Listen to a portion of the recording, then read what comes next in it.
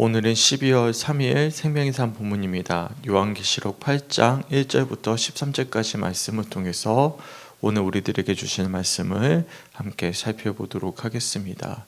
어제 찬양제 영상을 보내드렸는데 한번 들어보셨습니까?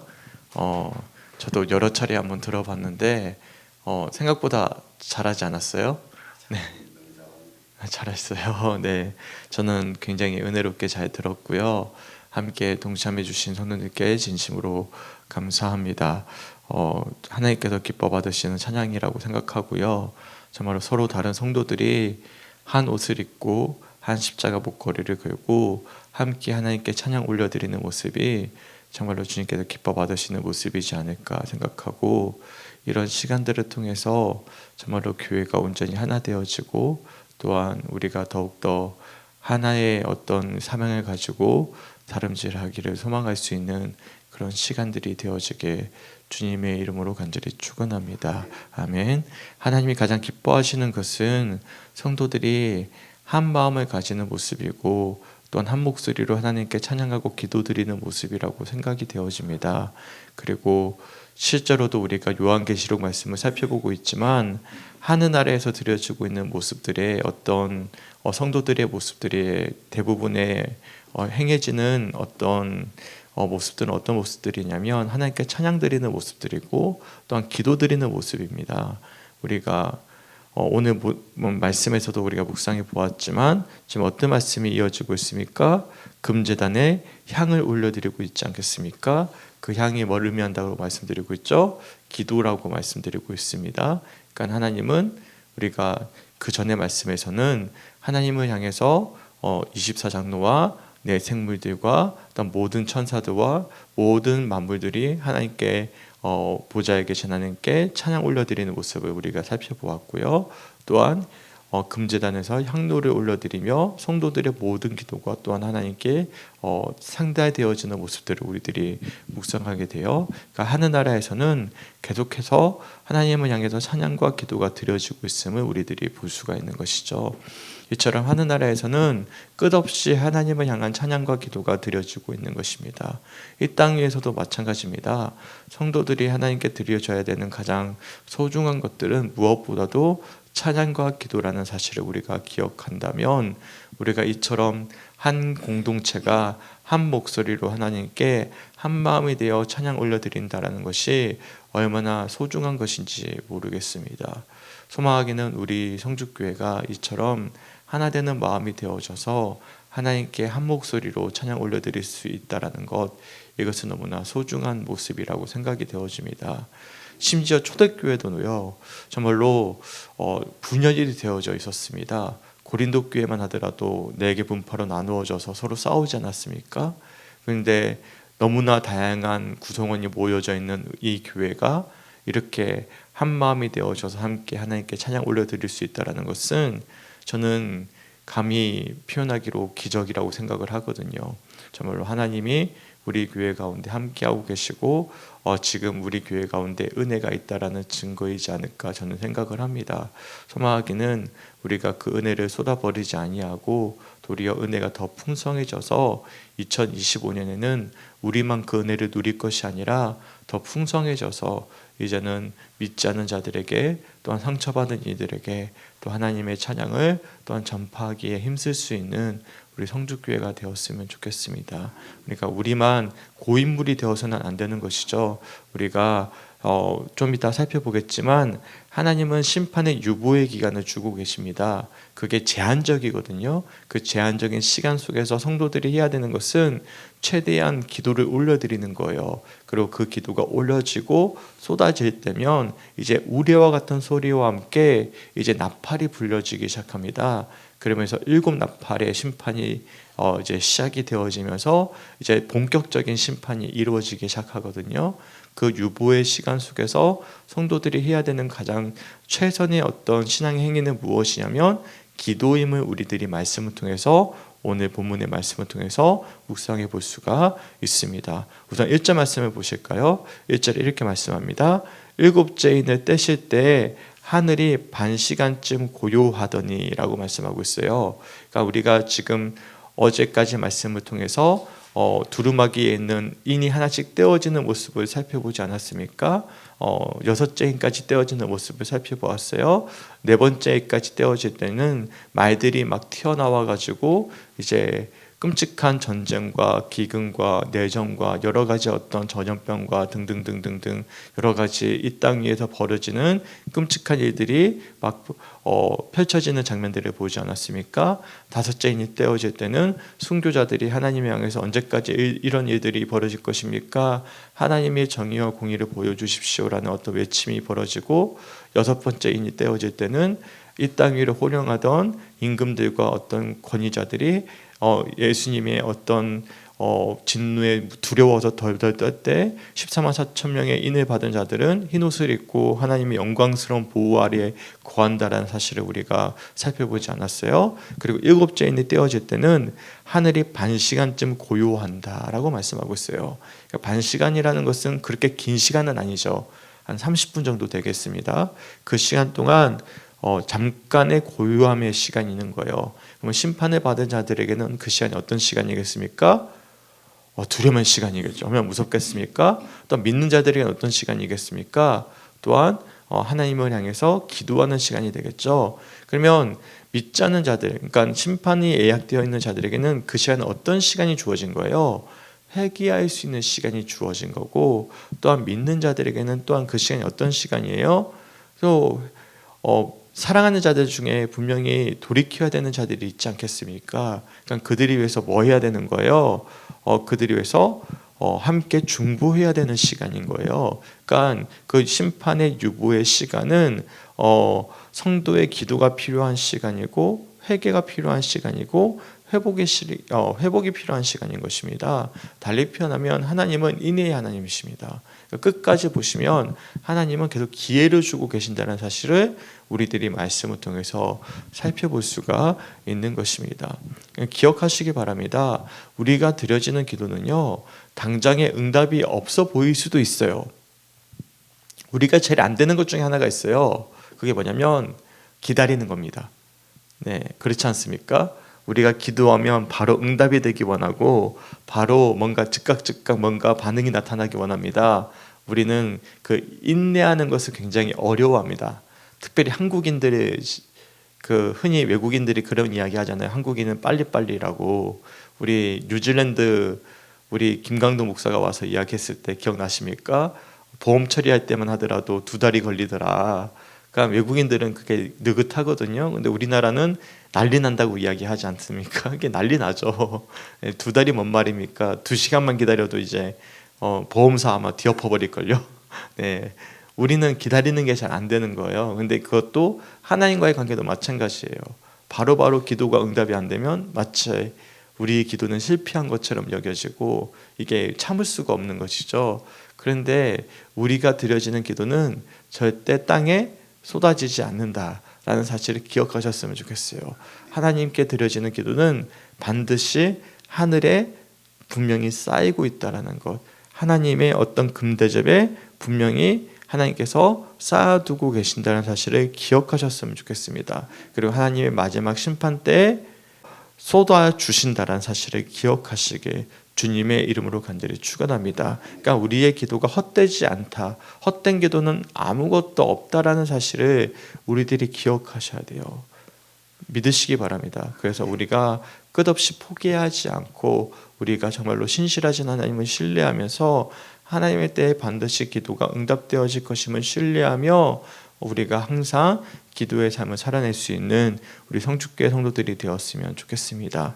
이처럼 반시간쯤 고요한 시간, 이 고요한 시간이 우리들에게는 어떤 시간입니까? 하나님의 인애의 시간이고 또한 은총의 시간이고 기회의 시간임을, 또한 기도의 시간임을 우리들이 알 수가 있어요. 이런 반시간쯤 고요한 시간이 지나더니 보니까 2절 말씀에 내가 보매 하나님 앞에 7 천사가 있어 7 나팔을 받았더라 라고 말씀하고 있어요. 이제 7 나팔에 대한 말씀들이 이어지기 시작합니다. 이 나팔이 불려지기 전에 어떤 일들이 벌어지냐면 3절부터 5절까지 말씀 한번 읽어보겠습니다.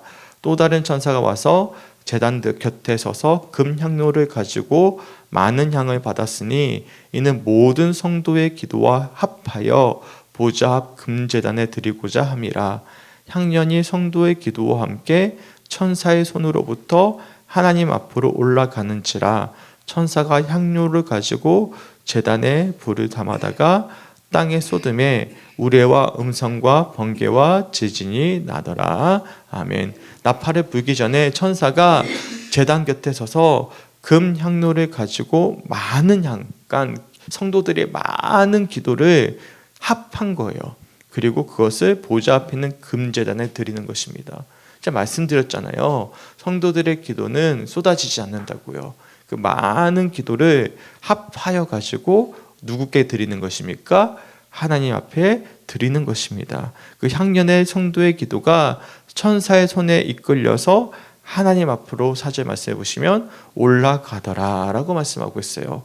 그리고 천사가 이제 이것을 불에 담아다가 이제 땅에 쏟는 것입니다. 그때 어떤 일들이 벌어집니까? 우레와 음성과 번개가 나타나는 거예요. 이게 제가 뭐라고 말씀드렸죠? 하나님의 현현이다라고 말씀드렸어요. 하나님이 나타나는 현상이에요. 하나님이 나타나면서 지진이 나더라라고 말씀하고 있습니다. 그러니까 성도의 기도가 땅에 쏟아질 때 하나님이 나타나시면서 뭐가 부러지냐면 나팔 소리가 부러지더라. 심판이 이제 시작되더라라고 말씀하고 있는 것입니다. 성도의 기도가 땅에 쏟아질 때 이제 심판이 시작되어지는 것입니다. 그러니까 성도의 기도는 허튼 기도는 없는 거예요. 성도의 기도가 이제는 분량이 채워질 때, 우리의 기도의 분량이 채워질 때 이제 본격적으로 이제 7인의 마지막 7째 인이 떼어지면서 나팔이 불려지고 이제 본격적인 심판의 어떤 하나님의 계획이 이제 시작되어지고 있음을 우리들이 말씀을 통해서 살펴볼 수가 있는 것입니다. 그러면서 천사가 첫 번째 나팔을 이제 불기 시작합니다. 첫 번째 나팔은 땅을 향해서 부러지기 시작하고, 두 번째 나팔은 바다를 향해서 부러지기 시작하고, 세 번째 나팔은 강을 향해서 부러지기 시작하고, 네 번째 나팔은 천체를 향해서 부러지기 시작합니다. 하나하나 살펴보시면 아시겠지만 특징이 있습니다. 이것도 참 하나님의 은총인데요. 이제 7 대접이 가기 전까지 이 나팔을 불 때도 기회를 주십니다. 이제 땅, 바다, 강, 천체 이 4개의 나팔이 부러지는 것은 다 만물을 뜻하거든요. 온 세상 만물. 온 세상 만물에 대한 심판이 이루어질 때는 보시면 아시겠지만 3분의 1에만 심판이 이루어집니다. 예를 한번 들어볼까요? 7절 말씀 한번 볼게요. 7절에 이렇게 말씀합니다. 첫째 천사가 나팔을 부니 피 섞인 우박과 불이 나와서 땅에 쏟아짐에 땅의 3분의 1이 타버리고 수목의 3분의 1도 타버리고 각종 푸른 풀도 타버렸더라 라고 말씀하고 있습니다.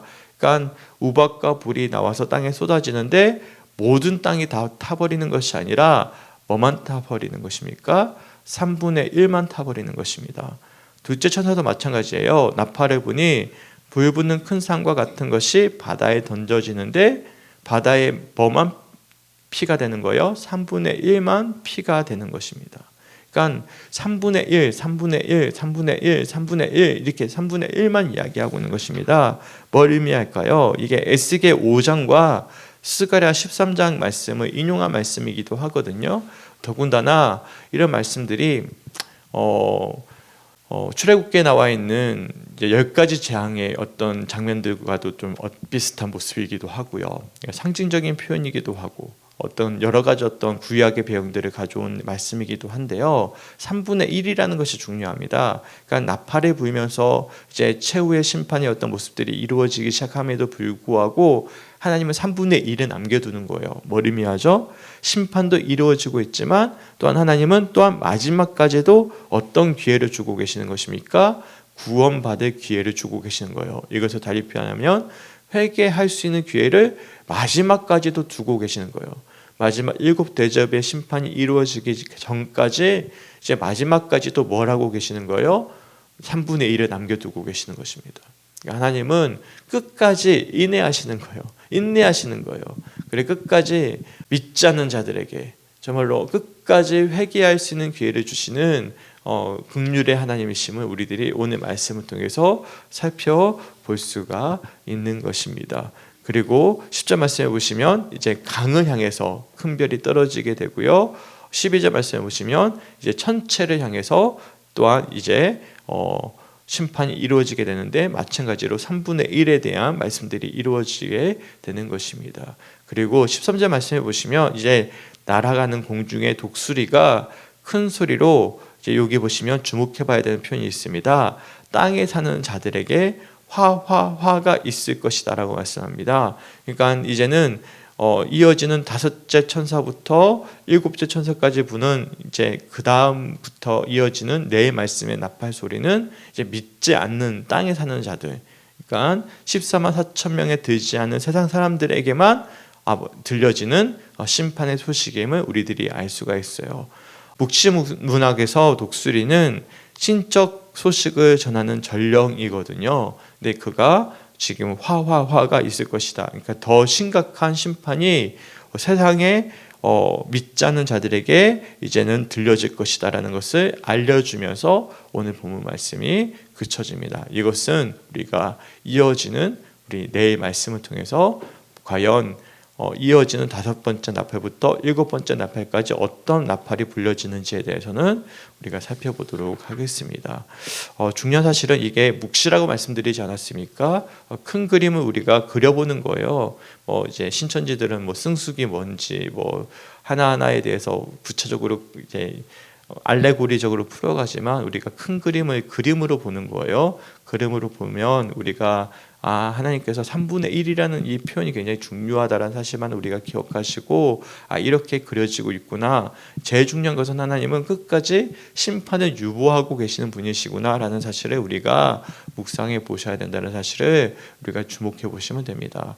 그리고 제일 중요한 사실은 성도의 기도, 이 성도의 기도로 말미암아 심판이 시작되고 있다는 사실을 우리들이 오늘 이 시간 기억하셨으면 좋겠습니다. 7째 인이 떼어질 때 반시간쯤 고요하다. 하나님께서는 심판의 시간을 또한 유보해 주실 뿐만 아니라 나팔을 불 때도 온전히 모두 다 쓸어버리시는 것이 아니라 또한 3분의 1만 또한 심판하시고 3분의 2는 또한 회개할 수 있는 기회를 주고 계신다는 사실을 기억하신다면, 우리 하나님을 얼마만큼이나 끝까지 인내하시며 또한 우리를 회개케 하시는 분이심을 우리들이 말씀을 통해서 묵상해 볼 수가 있는 것이죠. 이런 시간들을 우리들에게 주어졌다라는 것은 뭘 의미하죠? 계속 시간을 유보해 주고 계신다라는 거예요. 우리들에게 필요한 것은 무엇입니까? 기도이죠.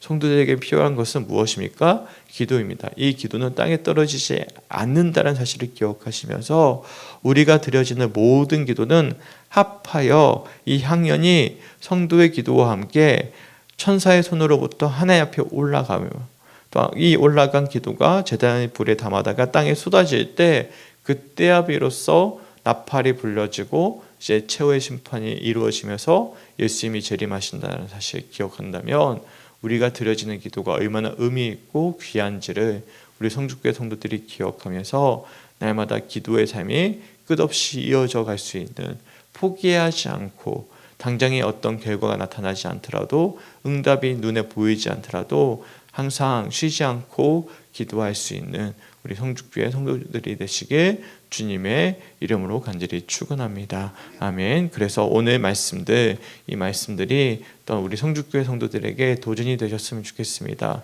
성도들의 기도는 절대 땅에 쏟아지지 아니한다는 사실, 종말의 때 성도가 해야 되는 일은 다름이 아니라 바로 기도라는 사실을 기억하면서 우리들이 항상 날마다의 삶 속에서 기도의 생활을 멈추지 않는 우리 성주교회 성도들이 되시길 주님의 이름으로 간절히 축원합니다. 아멘. 특별히 믿지 않는 자들, 믿지 않는 자들에게는 화가 있습니다. 땅에 사는 자들, 13절 말씀처럼 땅에 사는 자들에게는 화가 있습니다. 우리 믿지 않는 자들 얼마나 많이 있습니까? 사랑하는 우리 가족들, 또한 사랑하는 이들을 위해서 우리가 시간이 유보되어져 있는 거예요. 그런 시간들을 위해서 우리가 뭘 해야 되는 거예요? 그들을 위해서 기도해야 될 사명이 믿는 자들에게 주어져 있다는 사실을 기억하면서 우리가 정말로 목숨을 걸고 우리가 함께 기도할 수 있는 또한 오늘 하루가 되시길 주님의 이름으로 간절히 축원합니다. 아멘. 우리 함께 기도했으면 좋겠습니다.